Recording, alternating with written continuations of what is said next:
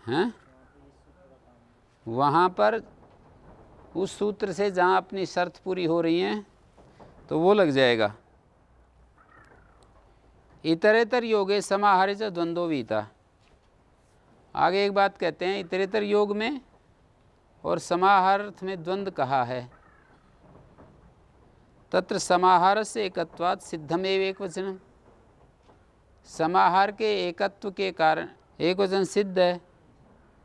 इदम तो प्रकरणम विषय विभागार्थम। ये जो प्रकरण है विषय विभाग के लिए। प्राण्यंगादीनाम समाहारेव द्वंद्वा दधिप आदीनाम इतरेतर योगेव वृक्षमिगादीनाम उभयत्र। इतरेतर योग और समाहार अर्थ में द्वंद्व का है ना। द्वंद्व समास दो अर्थों में कहा है, इतरेतर योग में और समाहार अर्थ में। इतरेतर योग में द्विवचन बहुवचन और समाहार्थ में एक वचन, अपने आप सिद्ध हो जाएगा। समाहार एक होता है, समुदाय को समाहार कहते हैं, एक वचन अपने आप हो जाएगा। तो ये प्रकरण क्यों आरंभ कर रहे हैं? समाहार अर्थ में अपने आप ही एक वचन हो जाएगा, ये प्रकरण क्यों आरंभ कर रहे हैं? इसका उत्तर देते हैं कि समाहार से एकत्वात् सिद्धम एक वचनम। ये क्यों आरंभ कर रहे हैं? उत्तर देते हैं, इदम तो प्रकरणम विषय विभागार्थम। विषय विभाग करना चाहते हैं आचार्य कि यहाँ पर तो यही होगा, यहाँ पर यही होगा, विषय विभाग। हाँ जी, जैसे द्वंद्वस्य प्राणितूर्य सेनांगा नाम, इस सूत्र से जब ये विषय बनेगा प्राण्यंगादि नाम, तूर्यांगा नाम, सेनांगा नाम, तो इसका समाहार ही द्वंद्व होगा, इतरेतर नहीं होगा। और न दधिपादि ने निषेध किया है, जहाँ पर निषेध कर दिया इसी प्रकरण में, निश्चित रूप से इतरेतर ही होगा, वहाँ समाहार कभी नहीं होगा।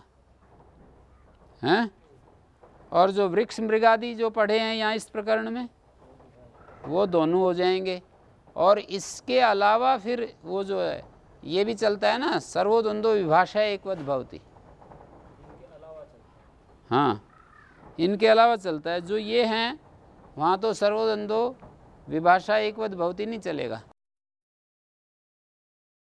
ये इस प्रकरण में जो कुछ कहा है उसमें वो सर्वोद्वंद्वो विभाषा एकवत् भवति नहीं चलेगा। ठीक है।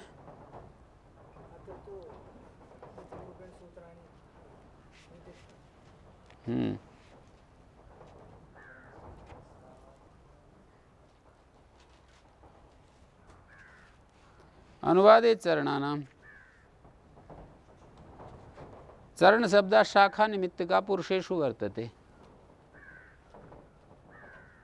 शाखा निमित्तक पुरुषों में वर्तमान है।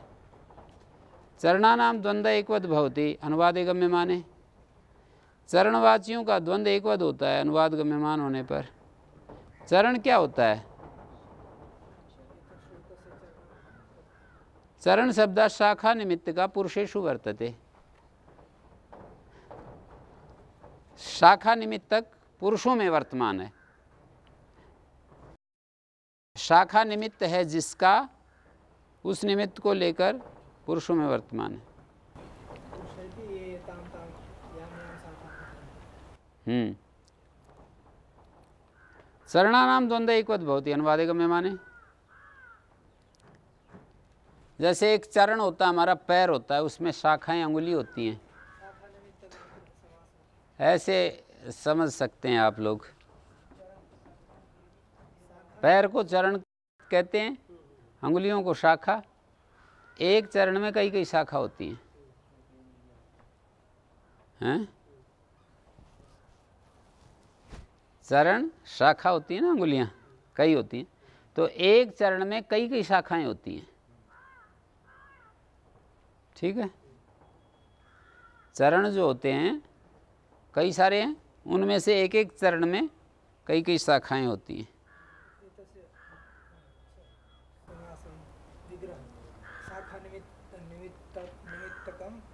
बहुव्रीहि समास है। शाखा निमित्तम एक वचन में है ना, चरण शब्द है। शाखा निमित्त है जिसका, ऐसा चरण शब्द। शाखा निमित्तम यस्य, ऐसा चरण शब्द पुरुषेषु वर्तते, पुरुषों में वर्तमान है। चरणानां द्वंद्व एकवत् भवति अनुवादे गम्य माने प्रमाणांतर अवगतस्य अर्थस्य शब्देन संकीर्तनम अनुवाद है। प्रमाणांतर अवगत जो अर्थ है उसका शब्द के द्वारा संकीर्तन अनुवाद कहलाता है। प्रमाणांतर से जाने गया जो अर्थ है ना, उस अर्थ का शब्देन संकीर्तनम है। प्रमाणांतर का मतलब किसी भिन्न प्रमाण से। प्रमाण होते हैं शब्द प्रमाण, प्रत्यक्ष प्रमाण, अनुमान प्रमाण, उपमान प्रमाण। तो प्रमाणांतर अवगतस्य अर्थस्य, प्रमाणांतर से जो अर्थ जान लिया गया हमने, अंतर तो भिन्न ही होता है ना, देश देशांतर। प्रमाणांतर किसी दूसरे प्रमाण से अवगत जो अर्थ है उसका शब्द से जो संकीर्तन है उसको अनुवाद कहते हैं। पहले हम किसी दूसरे प्रमाण से ये जान लें कि भाई ये जो कठ और कलाप हैं उनका उदय हो रहा है, उनकी प्रतिष्ठा हो रही है, वे जो है वृद्धि को प्राप्त हो रहे हैं। हम लोक में, लोक व्यवहार में आपस में कर्णा कर्णिका के द्वारा हमने जान लिया कि आजकल इनकी बड़ी प्रतिष्ठा हो रही है। इसी बात को जब हम अपने शब्दों में बताएं तो ये अनुवाद कहलाएगा। हैं? पहले अलग प्रमाण से जान लिया और अब हम किसी प्रसंग में ये बात कह रहे हैं कि उद्गात कठ कालापम, कठ और कालाप जो है उदय को प्राप्त हो रहे हैं। प्रत्यष्ठात कठ कौथुमम, कठ और खोतुम प्रतिष्ठित हो रहे हैं। कठ कालापादीनाम, कालापादीनाम उदय प्रतिष्ठे प्रमाणांतर अवगते। कठ और कलाप की उदय और प्रतिष्ठा, उसकी वृद्धि और उसकी प्रतिष्ठा प्रमाणांतर से अवगत हैं। यदा पुनः शब्देन अनुद्येते तदा एवं उदाहरणम, जब पुनः शब्द के द्वारा उसका अनुवाद किया जाता है तब ये उदाहरण बनेगा। कठ कालापादी नाम उदय प्रतिष्ठे, कठ कालापादी की उदय और प्रतिष्ठा, उदय मानी उसकी वृद्धि, तरक्की, प्रतिष्ठा भी वही है। प्रमाणांतर अवगते, प्रमाणांतर से जान लिया, सुन सुना करके या कैसे भी हमारे सामने वो विषय आ गया। फिर जब शब्द से उस बात को हम दोहरा रहे हैं किसी प्रसंग में, दूसरे प्रसंग में, तब ये उदाहरण बनेगा। यदा तो प्रथमतः उपदेशा तदा प्रत्युदाहरणम, और जब पहली बार ही हम किसी को बता रहे हों और पहले जानी हुई बात ना हो तब ये प्रत्युदाहरण बनेगा। यदा तो प्रथमतः उपदेशा, पहली बार हम कुछ बात कह रहे हैं,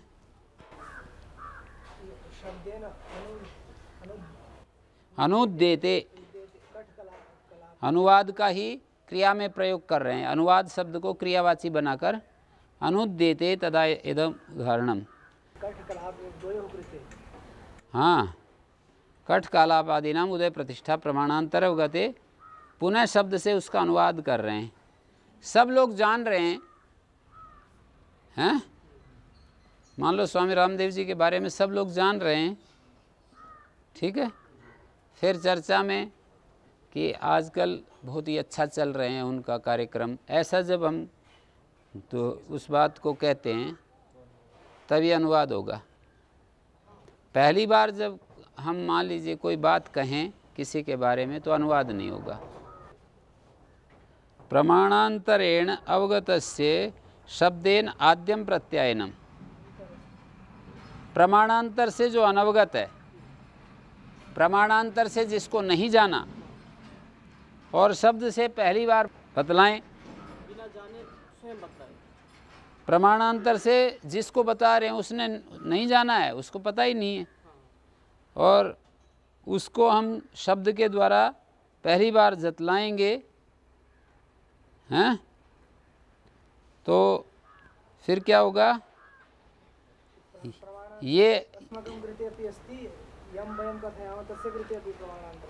मैं ये कह रहा हूँ, प्रमाणांतर से किसी ने कोई बात नहीं जानी, शब्द के द्वारा पहली बार जतला रहे हैं,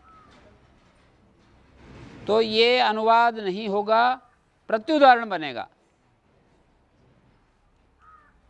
प्रत्युदाहरण बनेगा। और जब उदाहरण कब बनेगा?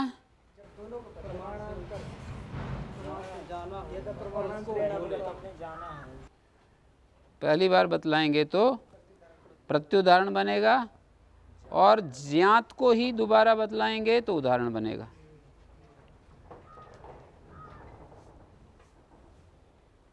उद्गु कठ कालापा, यहाँ एकवत भाव नहीं हुआ ना, कठ और कालाप का उदय हो रहा है।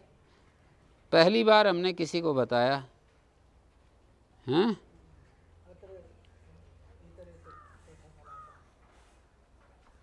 जैसे कोई अपरिचित आदमी था, किसी ने बताया कि स्वामी रामदेव जी का कार्यक्रम आता है टीवी पर, आप देखो, बड़ा अच्छा, बहुत ही अच्छा आपको लाभ होगा।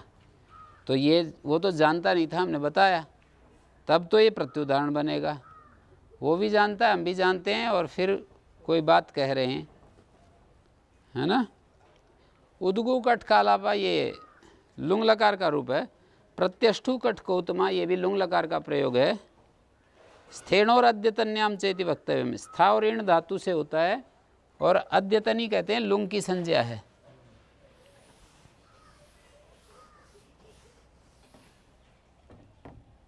देखो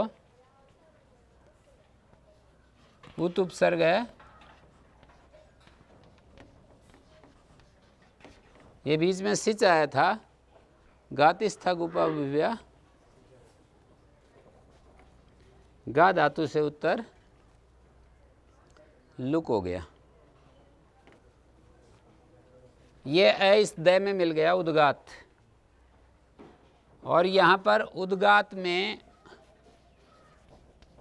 जी आएगा तो आत सूत्र से सिज लुगंत जो आकारांत है उससे उत्तर जी को जुस हो जाता है। सिज लुगंत है ना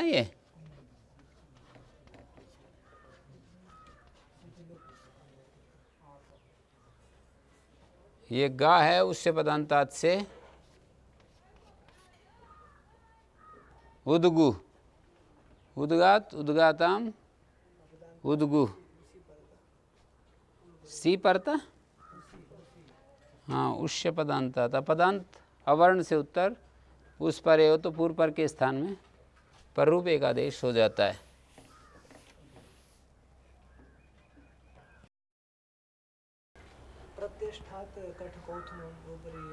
प्रतिष्ठा के उदाहरण है ना, प्रति उपसर्ग है।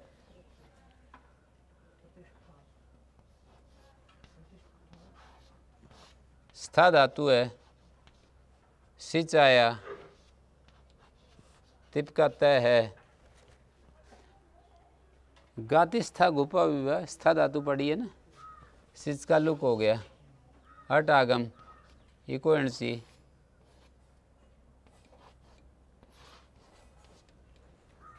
और ये श को मूर्धन्य है तो इसमें मिल गया, थ को ठ, प्रत्यष्टु जस का रूप है। कैसे हुआ ये? प्रति अस्था सिच तय है ना, तो प्रत्यष्ठात अट व्यवाय में भी हो जाता है ना, अट के व्यवधान में भी उपसर्गा सुनोति सुवतिष्यति स्तौति स्तौवति स्था सेन से संज्ञाम, स्था धातु के सकार को मूर्धन्य हो जाता है। अट व्यवाय भी है ना वहाँ पर,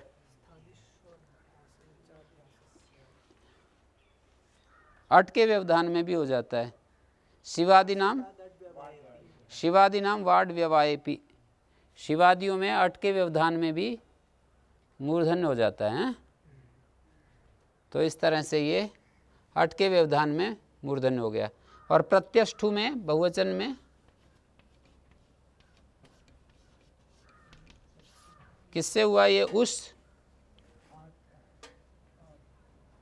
आत नहीं, आता है। स्थेन और अद्यतन्याम चेति वक्तव्य, वार्तिककार ये कह रहे हैं स्था और ऋण धातु को लुंग लकार में, अद्यतन्याम का मतलब लुंग लकार में, क्या कहना? स्थेन और अद्यतन्याम चेति वक्तव्यम, लुंग लकार में ये सूत्र का विषय स्था और ऋण धातु और लुंग लकार, स्था इण और लुंग लकार, ऐसा बनता है। सूत्र का विषय तब बनता है जब ये स्था धातु हो, इण धातु और लुंग लकार हो, उसका भी। प्रत्युदाहरण से समझोगे। स्थेनो रीति किम, प्रत्युदाहरण से समझ लोगे। स्था और इण क्यों कहा? आनंदीशु कठ कालापा, एकवत भाव नहीं हुआ। कठ और कलाप खुश हो गए।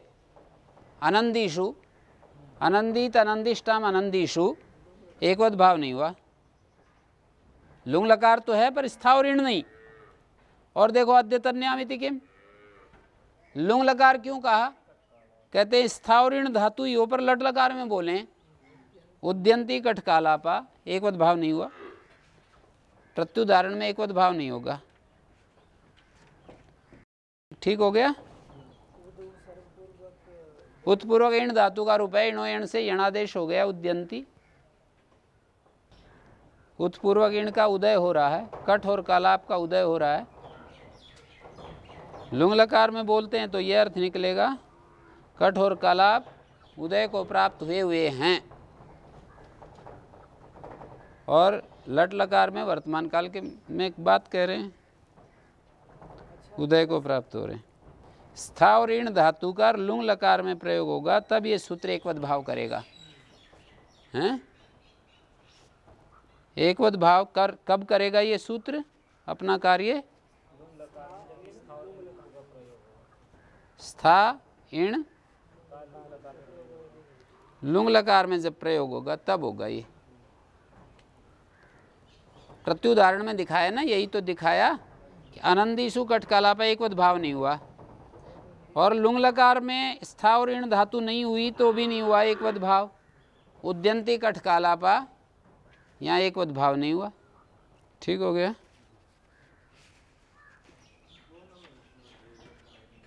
हाँ जी, दोनों में नहीं किया। कौन कौन से दोनों? हाँ, तो ये बताया ना कि स्था और इण धातु के योग में ही होता है लुंग लकार। स्था और इण का भी जब लुंग लकार में प्रयोग होता है तभी होता है, ये बताया ना। स्था और इण धातु का प्रयोग होना चाहिए, लुंग लकार होना चाहिए। लुंग लकार है ना, आनंदित आनंदिष्टाम आनंदीशु लुंग लकार है। टुनदि समृद्धो धातु का रूप है। केवल उद और इण धातु का हो और लुंग लकार होगा ना तब एकवत भाव होगा। मूल उदाहरण देख लीजिए, इनका ही तो दे रखा है ये। उदेणो, ये जो उद्गात रूप है इण धातु का ही तो रूप है। लुंग लकार में इणो गा लूंगी, इणो गा लूंगी, उद्गात रूप बन गया। लट लकार में तो उद्यंती बनता है, लुंग लकार में उद्गात बनता है। हैं? तो आप देख रहे हैं उद्गात कठ कालापम प्रत्यष्ठात कठ कौतुमम, ये लुंग लकार में स्था धातु का और उत्पूर्वक इण धातु का प्रतिपूर्वक स्था धातु का प्रयोग हुआ है।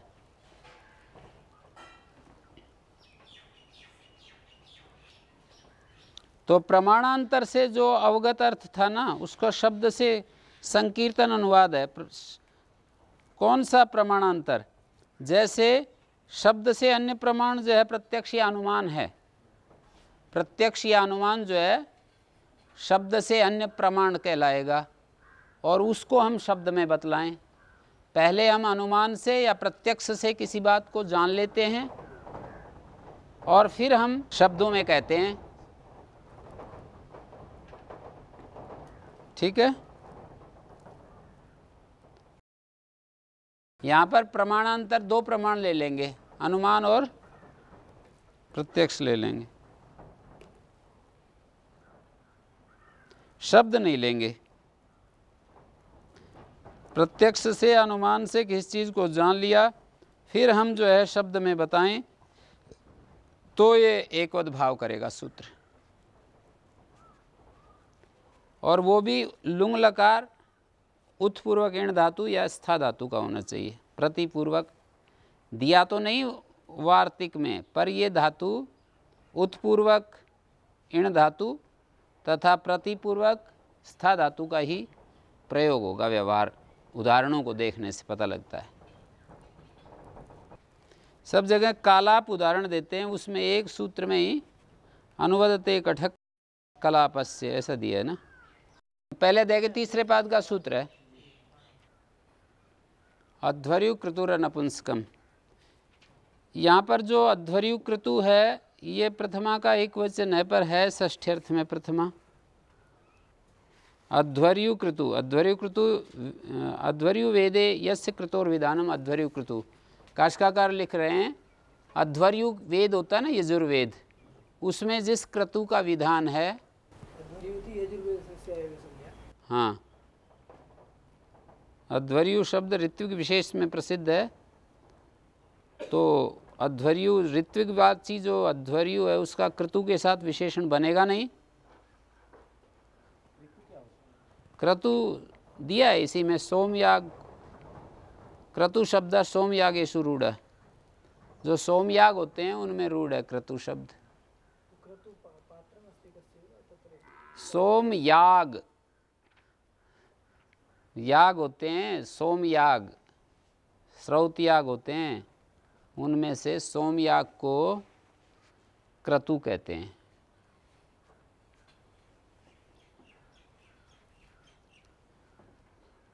अध्वर्यु वेद में जिस क्रतु का विधान है वो अध्वर्यु क्रतु। अध्वर्यु क्रतुवाची नाम शब्दानाम यजुर्वेद। अध्वर्यु क्रतुवाची नाम शब्दानाम अनपुंसक लिंगानाम द्वंद्व एकवत भवति।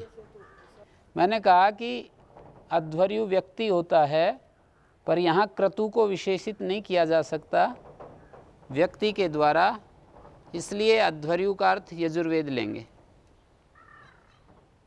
अध्वर्यु शब्द तो ऋत्विक विशेष में ही रूढ़ है, लेकिन क्रतु का विशेषण नहीं बन पाएगा वो व्यक्ति जब अर्थ लेंगे। तो इसलिए ऐसा कोई क्रतु नहीं है जहाँ अध्वर्यु न पहुँचे। क्रतु में अध्वर्यु तो होता ही है, तो विशेषण तो भेदक, व्यभिचार और संभव में होता है ना। तो अध्वर्यु, क्रतु को अध्वर्यु के द्वारा विशेषित करने की आवश्यकता ही नहीं है। अध्वर्यु विशिष्ट क्रतु ऐसा कहने की जरूरत नहीं पड़ेगी, क्योंकि अध्वर्यु तो जरूर पहुंचता है क्रतु में। अध्वर्यु उद्गाता, ब्रह्मा, बहुत सारे ऋत्विक होते हैं, बिना ऋत्विकों के कोई याग होता ही नहीं। तो अध्वर्यु क्रतु, ऋत्विक विशेष संबंधी क्रतु, ऐसा कोई ऋत्विक रहित कोई क्रतु हो तब ये विशेषण डाला जाए। तो इसलिए वैसा अध्वर्यु का अलग हट करके अर्थ है। हैं जी, ऐसा कोई क्रतु नहीं जहाँ अध्वर्यु ना पहुँचे, और ऐसा कोई क्रतु नहीं केवल अध्वर्यु ही हो, अध्वर्यु के साथ और भी होते हैं। तो मुख्य अर्थ ना लेकर के औपचारिक अर्थ लेंगे यहाँ। अध्वर्यु वेद का मतलब यजुर्वेद, वहाँ पर यजुर्वेद में अध्वर्यु का क्रियाकलाप विधान किया गया है। अध्वर्यु कृतिवाची नाम, मैंने कहा था सूत्र में जो है प्रथमा निर्देश है, पर षष्ठी के अर्थ में है प्रथमा। अध्वर्यु क्रतुवाची नाम अनपुंसक लिंगा नाम द्वंद्व एक वद भवति, ऐसा अर्थ कर रहे हैं। अध्वर्यु क्रतु अनपुंसकम द्वंद्व इति गौणो निर्देश। अध्वर्यु क्रतु अनपुंसकम द्वंद्व, ये जो निर्देश है सूत्र में, ये गौण निर्देश है।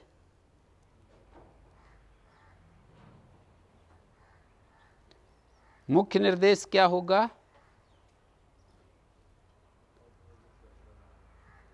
अध्वर्यु क्रतुवाची शब्द अनपुंसक लिंगानाम, अनपुंसक लिंग अध्वर्यु क्रतुवाची जो शब्द हैं वो लिया जाएंगे।